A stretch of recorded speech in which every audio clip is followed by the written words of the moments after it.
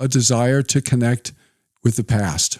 And again, I get that. Whether you're in a big box evangelical church singing the latest praise songs, or you're in a fundamentalist church singing, 150-year-old revival hymns, or whatever it is that you're doing, neither one of those traditions is particularly deeply rooted in the history of the church. And eventually people become aware of that.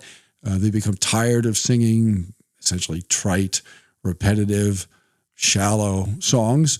And they become tired of singing the 19th century version of those things, which are the old revival hymns. They want more than that. And so, again, they just assume, and this is one of the big assumptions that I want to challenge in what I guess is now going to come a little series in these videos.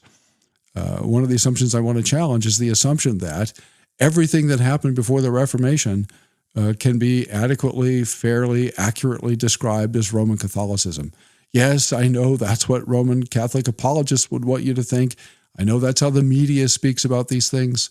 They regularly talk about, whenever there's an election of the Pope, that, the election of, for example, Francis or, Benedict the 16th or whomever, as the successor to the Apostle Peter. And they talk as if, when the white smoke comes out of the chimney of the Vatican, that this is the way it's been. And I've seen reporters say this is the way it's been since the Apostle Peter, which is total nonsense, completely not true. And so that's one of the things I want to tackle in the upcoming Heidelcast series, and it's one of the things I want to tackle in upcoming episodes of this Heidel video series. So I think you should be dissatisfied with your big box evangelical congregation and your vacuous, shallow, repetitive praise music. The students complain, my students complain at the seminary that years ago that I would make fun of Shine, Jesus, Shine, because that was, in a sense, when I first really encountered contemporary praise music was, people were singing Shine, Jesus, Shine. And when I was in the UK, we sang it a lot. It almost was like the English national hymn for evangelicals. And then after several years, I would mention it and students say, well, that's a traditional hymn now, as far as they were concerned. You need to pick on a different song. And so I said, well, what should I make fun of? And they said, Oh, How He Loves Me. And so I looked into it, and that's the one, of course, that has the line in the original version, like a sloppy wet kiss. And so I started making fun of that. And then they said, yeah, you're old. you're out of date. You need to make fun of something more contemporary. And I said, well, give me some examples. And so they did. There were 3 praise songs. Couldn't tell you what they were. Have no idea. I don't have any memory of them musically, lyrically.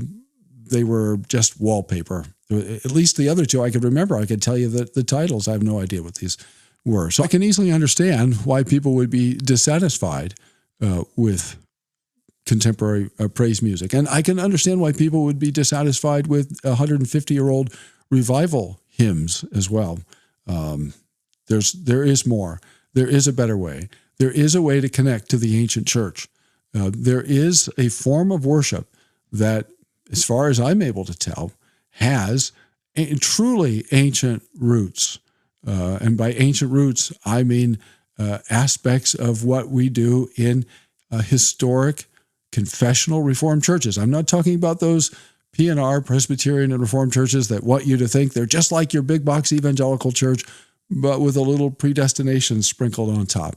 And I'm not talking about those P&R churches that want you to think, well, we're just like the fundamentalist church you just left, except with a little predestination sprinkled on top. I'm not talking about either of those. And so I know that I'm talking about a fairly small slice of churches that are really seeking to recover historic Christian worship, ancient Christian worship, and historic Reformation worship, and particularly historic Reformed worship, as it was practiced in the 16th and 17th centuries. But that tradition does exist.